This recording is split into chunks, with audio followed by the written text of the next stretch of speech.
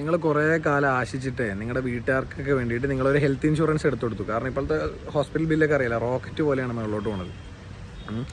അപ്പോൾ അവസാനം നിങ്ങളൊരു ഹെൽത്ത് ഇൻഷുറൻസ് എടുക്കാൻ തീരുമാനിച്ചു. ഓക്കെ, അപ്പോൾ നിങ്ങൾക്ക് ഇതിനെ പറ്റിയുള്ള ധാരണയൊന്നുമില്ല. അവസാനം നിങ്ങളൊരു ഏജൻറ്റും ഒരു ഈ പറയുന്ന വെബ്സൈറ്റൊക്കെ നോക്കിയിട്ട് നല്ലൊരു സാധനം നിങ്ങൾ ശരിയാണെന്ന് വിശ്വസിച്ചിട്ട് നിങ്ങളെടുത്തു. ഓക്കെ, എന്നിട്ട് അവസാനം നിങ്ങൾ അച്ഛനോ അമ്മയ്ക്കോ ഒരു വിഷയം ഉണ്ടായി, അവർ ആശുപത്രിയിൽ പോയി അഡ്മിറ്റായി, ബില്ല് വന്നു, ഒരു 1,00,000 രൂപ ബില്ല് വന്നു എന്ന് പറഞ്ഞു. അവസാനം അപ്പം നിങ്ങൾ ഇപ്പോൾ വിചാരിച്ചു ഓക്കെ നമുക്ക് ഇൻഷുറൻസ് ഒക്കെ ഉണ്ടല്ലേ, ഇതല്ല അങ്ങ് ക്ലെയിം ആവില്ല എന്നൊക്കെ വിചാരിച്ച് നിങ്ങളിങ്ങനെ ഇരിക്കുക. അപ്പോഴാണ് ഒരു സാധനം വരുന്നത്, ഒരു ബില്ല് വരുന്നത്.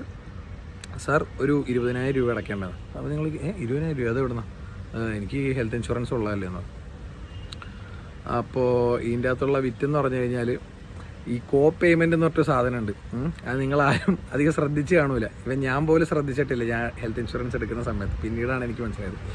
അതായത് പല ഇൻഷുറൻസ് കമ്പനികളിലും പല ഇൻഷുറൻസ് പോളിസീസാണ് വിൽക്കുക. ഓക്കെ, പല പല പോളിസി ഉണ്ടാവും. ഇപ്പോൾ ഞാൻ ഒരു ഉദാഹരണം പറയുകയാണെങ്കിൽ, ഒരു കമ്പനി എയുടെ ഇതിൽ തന്നെ കുറേ തരം പോളിസീസ് ഉണ്ടാവും. ഈ പല പോളിസീസിനും ഡിഫറൻ്റ് ആണ് ഈ പറഞ്ഞ കോ പേയ്മെൻറ്റ് ഉള്ളത്. കോ പേയ്മെൻറ്റ് 0 ഉള്ളതുണ്ട്, കോ പേയ്മെൻറ്റ് 60 വയസ്സ് 61 വയസ്സിന് ശേഷം 10% ഉള്ളതുണ്ട്. അങ്ങനെ പലതുണ്ട്. ഇതൊന്നും നിങ്ങളുടെ അടുത്ത് പറഞ്ഞു തരില്ല, ഇതൊക്കെ നിങ്ങൾ പിന്നീട് അറിയുള്ളൂ. ഓക്കെ, അപ്പോൾ നിങ്ങൾ ഡെഫിനറ്റ്ലി നിങ്ങൾ ഏജൻറ്റിൻ്റെ അടുത്ത് അല്ലെങ്കിൽ നിങ്ങൾ ഈ നോക്കുന്ന വെബ്സൈറ്റിൽ നോക്കേണ്ട ഒരു സാധനമാണ് ഈ കോ പേയ്മെൻറ്റ്. അല്ലെങ്കിൽ വെറുതെ കാശ് പോകും നിങ്ങളുടെ കയ്യിൽ നിന്ന്. അപ്പോൾ ഇങ്ങനത്തെ സീക്രട്ട് ഇൻഫർമേഷൻസ് ഒക്കെ വേണമെങ്കിൽ ചാനൽ ഫോളോ ചെയ്ത് വെച്ചോ, ആവശ്യം വരും.